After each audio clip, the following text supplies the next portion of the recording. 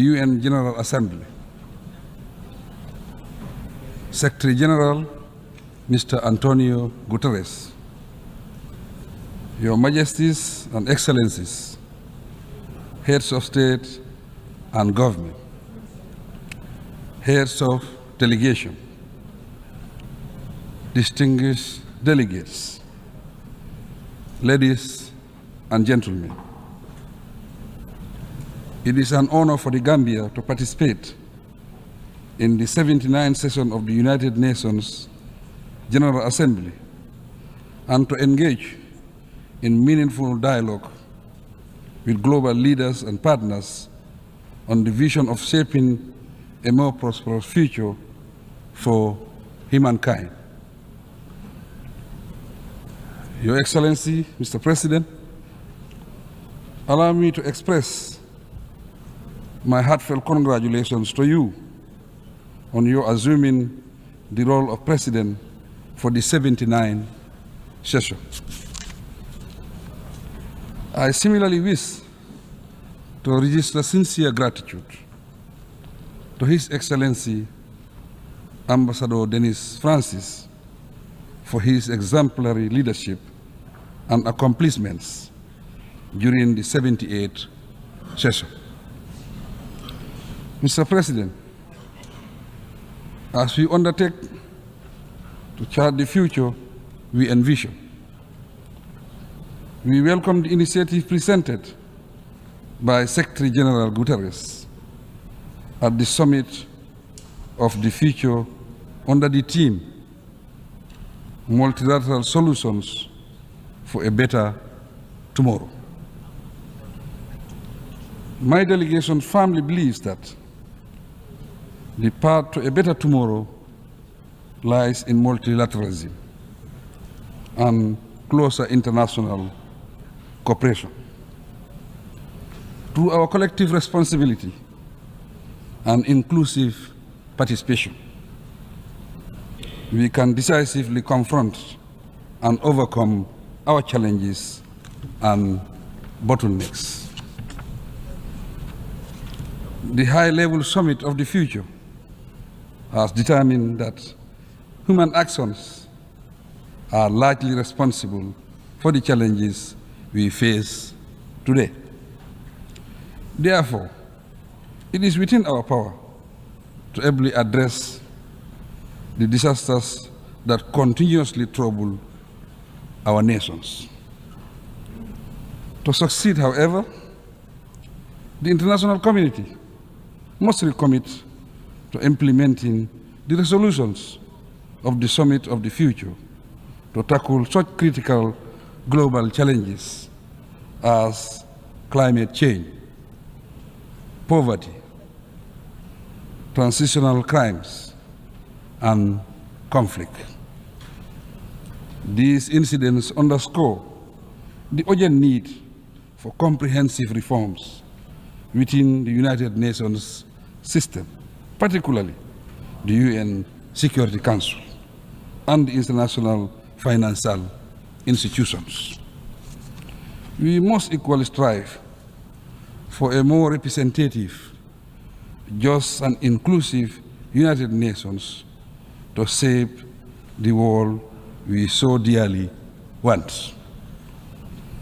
Mr. President, the Gambia's perspective on the theme leaving no one behind, acting together for the advancement of peace, sustainable development, and human dignity for present and future generations, aligns closely with the principles and aspirations of Agenda 2030 for sustainable development.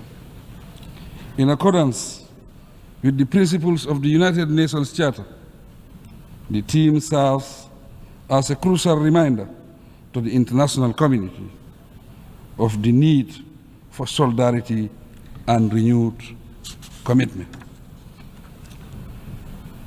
With specific reference to the Gambia, the framework of the Sustainable Development Goals, SDGs, is central to our national agenda. And we are committed to ensuring that our development efforts are both sustainable and impactful. Like many least developed countries, LDCs, the Gambia faces huge challenges that pose serious threats to our survival as a nation, hence requiring collective international efforts to resolve. Consequently, the global community needs to assist the least developed countries, especially to address the burden of inequality, build more robust economies, and create policy space for economic growth. To tackle the debt burden and internal state weaknesses, we need to increase investment in capacity building. Also, we must jointly endeavor to bridge the digital divide and support technology transfer to advance development. Mr. President, we live in a world with widening inequalities, thus suppressing the weak and making the conditions of the poor worse, grossly violates the expressed ideals and spirit of the summit of the future. The Gambia is fully committed to the global call for gender equality and recognizes the indispensable role women play in socio-economic development. We firmly believe that empowering women translates into community empowerment and ultimately inclusive development. For these reasons, my government places great emphasis on women's rights, and we are dedicated to protecting and empowering women. As President, I will continue to ensure that women and girls are protected and given the necessary space to contribute meaningfully to our national development agenda. On youth matters, at the recent consultative summit, stakeholders recommended a sharper focus on innovation and climate change, gender equity, bridging the digital divide, and global governance that promotes youth empowerment through employment, education, and health. The summit's recommendations will inform endeavors to fill policy gaps and expand funding opportunities for better youth engagement. Furthermore, my government commits to aligning our national priorities with global benchmarks and in partnership with youth-led organizations and other stakeholders. We also resolve to use transformative solutions to create greater opportunities for all. Mr. President, the Gambia believes in collective international efforts to combat global challenges. Based on this, last year, the Gambia joined the international community by co-sponsoring UN General Assembly Consensus Resolution 77/276, which sought to engage the International Court of Justice, ICJ, on the obligations of states regarding climate change. Last August, the Gambia submitted its written statement to the ICJ, and we look forward to participating in the oral hearings later this year in The Hague. At the national level, the Gambia remains steadfast in its commitment to promoting human rights and establishing a vibrant democratic environment. The establishment of a National Human Rights Commission and entrenchment of a free, independent, and impartial judiciary provide a solid framework and a sense of security for our citizens, thus ensuring they have a place to seek redress for injustice. I am happy to report that since 2017, the Gambia has neither recorded a single political prisoner, nor has any journalist or human rights activist been jailed in the Gambia.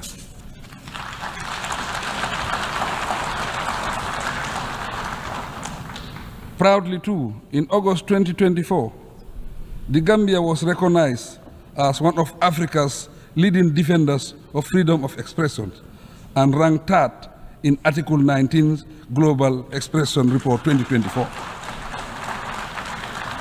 We will continue striving to better our situation. Mr. President, as committed advocates of peace and security, respect for basic rights and freedoms, and the application of international law, we stand firmly against injustice, no matter where it occurs. No doubt, as a nation of peace, guided by democratic principles, we have learned valuable lessons to act upon and share. With the help of the international community, we are steadily taking steps to bring closure to the saga of the victims of dictatorship in our country. So far, we have successfully managed the transitional justice and reform processes. Moving forward, we count on your support in the next critical stages of ensuring justice, reconciliation, reparation where necessary. The Gambia will continue advocating preventive approaches to peace building to avert future conflicts. Once again, I take this opportunity to express our appreciation of all the support the UN Peacebuilding Commission has been extending to us. Mr. President, the ongoing conflicts in Palestine, Sudan, the Sahel, Ukraine and Russia, the Democratic Republic of Congo, Libya, and other conflict zones demand the international community's immediate intervention. We must explore all diplomatic means to restore lasting peace worldwide and free all innocent people, particularly women and children, from the calamities of war. We call on the international community to prioritize support for the post-conflict reconstruction of Gaza and the improvement of economic conditions in the West Bank, even though the situation in that region is extremely serious. The intense destruction of lives and property continues. The Israel occupation, expansion of settlements, blockade of Gaza, and restrictions in the West Bank, together with the threat of intensifying the war to a regional conflict, continue to worsen the ongoing tensions in the Middle East. Accordingly, I call on the United Nations, the international community, and the Organization of Islamic Cooperation, OIC member states, to join forces and urgently bring about permanent peace in Palestine. Through recognized structures, I am, as chair of the OIC, committed to stepping up efforts and exploring every possible diplomatic and peaceful channel to resolve the Middle East crisis. The OIC has been very active, and under my leadership will continue to promote and pursue peace in that region.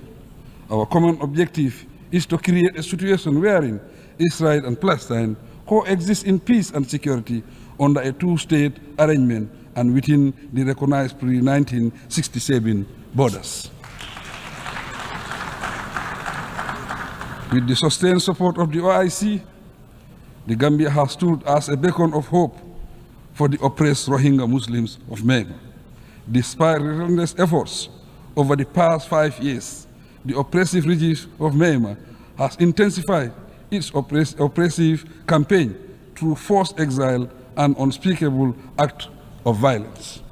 During my current 3-year tenure as OIC chairman, my office will be available also for dialogue to bring lasting peaceful relations between Iran, its immediate neighbors, and our Western partners.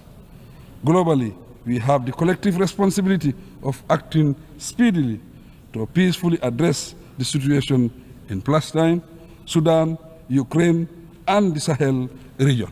Mr. President.